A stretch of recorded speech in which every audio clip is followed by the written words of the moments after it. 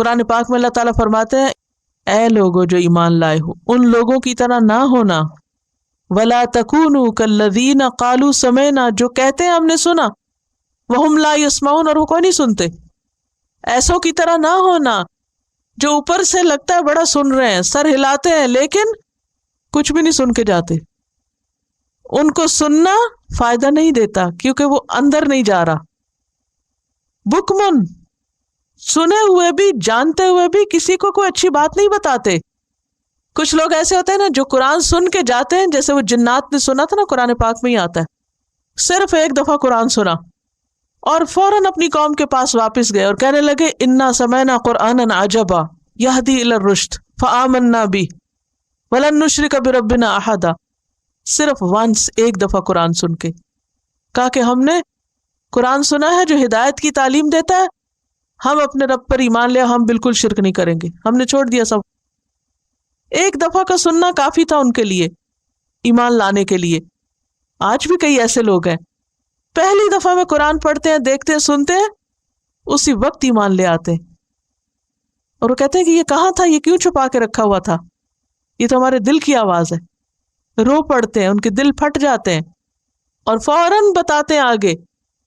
آپ میں سے بھی کچھ لوگ ایسے ہوں گے جو بات سنتے ہیں اور نکلتے ہی جو ملے اس سے شیئر کرنے لگتے ہیں. ان کے اندر رہ ہی نہیں سکتا، فوراً بتاتے ہیں آگے. اور کچھ ایسے ہیں سب کچھ جان کے بھی بکمن، منہ بند ہیں، دنیا بھر کی باتیں کریں گے، قرآن کی کوئی بات نہیں ان کو اچھی لگتی، وہ کسی سے شیئر نہیں کرتے. تو قرآن سن کے شیئر کرنا بے حد ضروری ہے. کسی سے خواہ فون پہ بات کریں، خواہ کسی سے گاڑی میں بات کریں، کہیں نہ کہیں. تو یہاں منافقین کا حال بتایا جا رہا ہے کہ وہ خیر کی بات آگے نہیں کرتے، بکمن، گنگے ہیں. ہم اپنا جائزہ لیں، کہیں ایسا تو نہیں کوئی کپڑوں کی بات کرے تو ہماری باتیں ختم نہ ہو، کوئی زیور کی بات کرے تو اینڈ لیس ٹاک، کوئی اور دنیا کے بزنس کی بات کرے تو ہماری باتیں کہیں اینڈ ہی نہیں ہوتی. اور خصوصاً خواتین تو کتنا بولتی ہیں، گھنٹوں بولے چلے جاتی ہیں، لیکن جو ہی دین کی بات ہوتی ہے تو لگتا آتا ہی کچھ نہیں. کوشش کر کے بولا کریں، یہ نہیں کہ سوار ہو جائے لوگوں کے سر پہ، لیکن دل سے بات کیا کریں. جیسے جو دل کو لگی ہوتی ہے نا، وہ بہت پیار سے بات ہوتی ہے دوسرے سے، کیونکہ وہ دل ہوتا ہے نا کہ کوئی سن لے ہماری. تو جب یہ دل میں اترتا ہے نا قرآن، تو پھر انسان دوسروں کو بور نہیں کرتا، پھر وہ دل سے بول رہا ہوتا ہے نا. اور جو دل سے نکلتا ہے وہ کہاں جا کے لگتا ہے، دلوں پہ لگتا ہے، پھر لوگ بھی آگے سے سننے کو تیار ہو جاتے ہیں. سمن بکمن، یہ منافقین. امیون، اندھے ہیں، حق نظر نہیں آتا، اللہ کی قدرت کی نشانیاں نظر نہیں آتی. فہم لا یرجون، وہ واپس نہیں پلٹتے، ہدایت کی طرف آتے نہیں، یا پھر کیا ہے، دوسری دفعہ ایسی مجلس میں نہیں آتے، دوبارہ نہیں آتے. لا یرجون، پھر نہیں پلٹتے. کیوں؟ بور ہوئے تھے، ہمیں نہیں سمجھ آتی یہ کیا باتیں کرتی. او کصیب من السماء، یا پھر کیا تھا، آسمان سے زور کی بارش، وہی لگاتار آ رہی تھی، ایک کے بعد ایک سورت اتر رہی ہے. فیہ ظلمات و رعد و برق. لیکن قرآن پاک میں ساری آیتیں پیار کی نہیں ہیں، اس میں ڈانٹ بھی ہے بڑی زبردست، اس میں جہنم کی بات بھی ہے، اس میں سخت باتیں بھی ہیں، لیکن اس میں ساتھ ساتھ ہوپ بھی ہے. جہاں جہنم کی آیت آتی ہے وہاں ساتھ جنت کی بات بھی آتی. اب یہ کیا کرتے ہیں، جب ایسی آیتیں سنتے ہیں تو کہتے ہیں مت ڈراؤ. کہتے ہیں نا لوگ، تمہارا تو کام ہی ڈرانا ہے، ہر وقت جہنم کی باتیں کرتے ہو. بھئی اللہ نے رسول کو نذیر بنا کے بھیجا، ڈرانے والا. اللہ نے فرمایا ڈراؤ. قم فانذر، دوسری سورت المدثر، اٹھو ڈراؤ. اور آپ کہتے ہیں ہمیں نہ ڈراؤ. کیسے نہ ڈرائیں، ڈرنے والی بات ہے، ڈرو. یجعلون اصابعهم فی آذانہم، وہ کیا کرتے، کان بند کر لیتے. اب امی شروع ہو گئی ڈانٹ ڈپٹ، چلو بھاگو. حذر الموت، دین کی بات ان کو کیسے لگتی ہے، موت، کہ جیسے موت ہے، مصیبت ہے.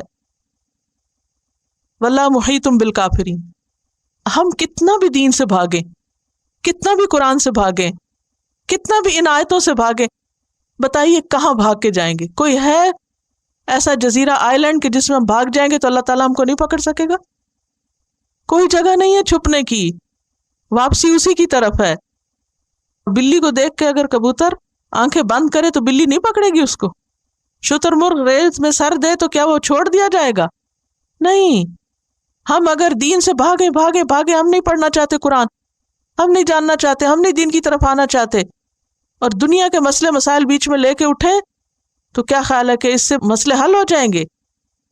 نہیں، کیونکہ بہت سے لوگ کیا کہتے ہیں ہمارے پاس ٹائم ہی نہیں ہے، ہمارے پاس وقت نہیں ہے، وی کانٹ افورڈ۔ کدھر جائیں گے؟ موت تو آگے کھڑی ہے، جدھر کو بھی بھاگے آگے ہے خطرہ، وہ خطروں سے بھاگتے، خطرے آگے ہیں، یہی تو ان کو شعور نہیں۔ یکاد البرق یخطف ابصارہم، یہ اللہ نے ان کو ڈھیل دی ہوئی، ورنہ اللہ ایسی حرکت کرنے والوں کو ایک ہلے میں برباد کرے، ایک ہلے میں ان کی آنکھیں اچک لے۔ اور ان کا حال یہ ہے کہ تھوڑی سی کوئی اچھی خبر ہوتی ہے تو تھوڑا بہت عمل کر بھی لیتے ہیں، جب دین کا کام ان کو سوٹ کرتا ہے ان کی مرضی کے مطابق۔ کئی لوگوں کا حال یہ ہوتا نا، وہ قرآن بھی پڑھنا چاہتے ہیں تو اپنی کنوینئنس پہ، دین کی بات سننا چاہتے ہیں اپنی مرضی کے مطابق، اگر ذرا سی ڈوز زیادہ ہو، ذرا سا ٹائم بڑھا دیا جائے یا ذرا سے دن بڑھا دیا جائے تو پھر کیا کرتے؟ خلاص ہم نہیں آنے کے۔ کلما اضاء لهم مشوا فیہ، مرضی کی بات ہے آپ کے ساتھ چلیں گے، اذا اظلم علیہم قاموا، مرضی کے خلاف ہوگا ادھر ہی رک جائیں گے۔ ولو شاء اللہ، یہ کس کے ساتھ ضد ہے؟ قرآن کی بات سننے سے ضد ہے؟ اگر اللہ چاہے ان کے کان لے جائے، ان کی آنکھیں لے جائے، ان کانوں سے دنیا کی ہر بات سن رہے ہیں، ٹی وی کے آگے گھنٹوں بیٹھتے ہیں، میوزک لمیٹڈ لیس سنتے رہتے ہیں، اور دین کی بات سننے کا وقت ہی نہیں ہے۔ اگر اللہ چاہے تو ان کانوں آنکھوں کو پکڑ کے ختم کر دے۔ ان اللہ علی کل شیء قدیر، اللہ ہر چیز پہ قادر ہے۔ یہ الگ بات ہے کہ اس نے چونکہ مہلت دی ہوئی ہے، وقت دیا ہوا ہے، وہ ہر ایک کو دیکھ رہا ہے کہ اب یہ کرتے کیا ہیں۔ تو اس لیے بے حد ضروری ہے کہ ہم سب دین کے ساتھ سنجیدہ ہو جائیں۔ آیات بھی آپ نے پڑھی ہیں، ان پر ایک لیکچر ہے میرا، منافق کون۔ عام لوگوں کو آپ جا کے خود نہیں شیئر کر سکتے، نہیں بہت سی باتیں بتا سکتے، تو آپ ان کو یہ سنا سکتے ہیں، لیکن کسی ایسے کو نہ دیجیے جس سے تعلق اچھا نہ ہو۔ اسی طرح آپ جو جو سبق پڑھتے ہیں، تو جو آپ کے دل پہ اثرات اور یاد رکھنے کی باتیں ہیں، جو آیات میں سے سبق نکلتے ہیں، ان کو آپ ڈائری میں لکھ سکتے ہیں۔ ان مثالوں سے کیا بات پتہ چلتی ہے کہ منافقین کا طریقہ کیا ہے، وہ کس قسم کا ایمان لاتے ہیں، اور ایمان لا کر کتنا اور کیسا عمل کرتے ہیں۔ کیونکہ مثال اس لیے دی جاتی ہے کہ بات زیادہ سمجھ میں آئے۔ تو کیا مثال سے بات زیادہ سمجھ میں آئی یا پہلے سے بھی الجھ گئی؟ پہلی مثال سے کیا بات سمجھ آئی؟ اگر یاد نہیں زبانی تو حافظے کا امتحان نہیں ہے، بالکل سمجھ کا امتحان ہے۔ آپ دوبارہ پڑھ لیجئے اس آیت کو اور دیکھیے کہ اس کو پڑھ کر کیا بات سمجھ میں آتی ہے، کیونکہ اب آپ ترجمہ یاد کر رہے ہیں، ڈائریکٹ ٹیکسٹ کو دیکھ رہے ہیں، تو ٹیکسٹ کو دیکھ کر جو آپ کو انڈرسٹینڈنگ ہو رہی ہے میں وہ جاننا چاہتی ہوں۔ ٹھیک ہے، یعنی وقتی طور پر جب انہوں نے اور لوگوں کو مسلمان ہوتے دیکھا، اپنے آس پاس کے لوگوں کو، آپ کو یہ تو معلوم ہے کہ ہجرت کے موقع پر مدینہ والوں نے کس طرح والہانہ طور پر استقبال کیا تھا، کتنا جوش و خروش تھا۔ آپ مدینہ کی بستی کو ذرا امیجن کریں کہ ایک پروفٹ اس میں آ رہا ہے، اور بچے اور بوڑھے اور جوان اور غلام اور سب کے سب جو ہیں وہ کس قدر ایکسائٹیڈ ہیں اور کتنے منتظر ہیں۔ روایات میں آتا ہے کہ بچیاں چھتوں پہ چڑھ گئیں، اور ہر روز وہ لوگ جب تک آپ وہاں پہنچے نہیں، مدینہ سے باہر آ کر کھڑے رہتے دن بھر اور آپ کا انتظار کرتے تھے، جو لوگ آپ کی آمد کے منتظر تھے، جو مسلمان ہو چکے تھے۔ تو اتنا جوش و خروش شاید اس بستی میں کبھی بھی نہ ہوا ہو، کسی کی آمد پر ایسا انتظار اور ایسا والہانہ استقبال کبھی دیکھنے میں نہ آیا۔ اور پھر کس طرح ہر ایک کی خواہش یہ تھی کہ رسول اللہ صلی اللہ علیہ وسلم ہمارے گھر میں تشریف فرما ہو، اور پھر کس طرح آپ کی آمد پر لوگ خوش تھے اور والہانہ طور پر منتظر تھے۔ بہرحال اس سے فرق تو پڑتا ہے، کوئی بھی شخص اس خبر سے بے خبر نہیں تھا ہر ایک کو پتا تھا کہ کچھ بات مختلف ہو گئی ہے. کچھ لوگ تو فوراً ہی انہوں نے پہلی مرتبہ ہی پیغام سنا اور ایمان لے آئے. کچھ لوگ ابھی ریلکٹنٹ تھے، جھجک میں تھے، آہستہ آہستہ اسلام لا رہے تھے کہ اتنے میں جنگ بدر کا واقعہ پیش آ گیا. جنگ بدر میں مسلمانوں کو شاندار کامیابی حاصل ہوئی، ایسی کامیابی کہ جس سے پہلے عرب میں کبھی نہیں دیکھی گئی تھی کہ اتنے کم تعداد میں لوگ اپنے سے کئی گنا بڑی فوج کے مقابلے میں اتنی بڑی کامیابی حاصل کریں، یعنی ایسی فتح حاصل کریں. تو مائگریشن کے بعد اگلا جو اہم ترین واقعہ تھا جس نے سب کو چوکنا کر دیا، وہ کیا تھا؟ جنگ بدر کی کامیابی کا واقعہ. اس سے کیا نتیجہ نکلا کہ وہ لوگ جو ابھی تک مسلمان نہیں ہوئے تھے ان کے دل میں بھی اسلام لانے کی خواہش پیدا ہو گئی اور وہ بھی مائل ہوئے اسلام کی طرف، اور انہوں نے اسلام کے بارے میں کچھ جاننا چاہا. استوقد نارا کیا ہے؟ ان کی وہ طلب کہ انہوں نے روشنی چاہی، جاننا چاہا. اب کیا ہوا جب روشنی آ گئی؟ فلما اضاءت ما حولہ، اور اچھی بری سب چیزیں نظر آنے لگی تو انہیں کیا نظر آیا کہ اس میں تو مشکلات بھی ہیں، اس میں تو بہت کچھ کرنا بھی پڑے گا. اسلام لانا صرف فائدے حاصل کرنا نہیں، اس میں تو کچھ دینا ہی پڑے گا. بعض اوقات ایسا ہوتا ہے نا کہ ایکسائٹمنٹ میں کچھ لوگ کوئی اچھا کام دیکھتے ہیں، کچھ لوگ کر رہے ہیں، کوئی سوشل ورک کا کام کر رہے ہیں یا کوئی اور بہت نیکی کا کام کر رہا ہے، تو کیا ہوتا ہے دیکھا دیکھی جوش جذبے میں چل پڑتے ہیں ساتھ. پھر جب آگے پہنچتے ہیں تو دیکھتے ہیں کہ وہ اس میں تو ٹائم لگانا پڑتا ہے اور اس میں تو محنت لگتی ہے اور اس میں تو قربانی دینی پڑتی ہے. تو پھر کیا ہوتا ہے وہ ڈھیلے پڑ جاتے ہیں، پیچھے ہٹ جاتے ہیں. اب یہی کچھ انہوں نے دین کے ساتھ کیا، تو دین کا معاملہ کوئی مذاق نہیں ہے. اس کا نتیجہ کیا ہوا؟ ذہب اللہ بنورہم، اللہ ان کے دل کی روشنی لے گیا کیونکہ انہوں نے دین کے ساتھ سنجیدگی کا مظاہرہ نہیں کیا، نیت خراب تھی. وترکہم فی ظلمات، اور ان کو اندھیروں میں اللہ نے چھوڑ دیا. لا یبصرون، اب وہ نہیں دیکھتے. صم بکم عمی فہم لا یرجعون.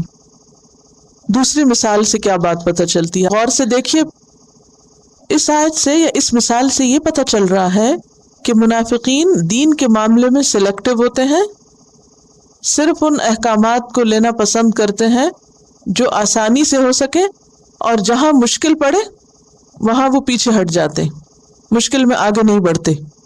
کیونکہ یہ کہا گیا نا کہ کلما اضاء لهم مشوا فیہ واذا اظلم علیہم قاموا، جب روشنی ہوئی چل پڑے، یعنی آسانی ہوئی تو دین کا نام لے لیا، اور جب مشکل ہوئی وہیں کھڑے ہو گئے.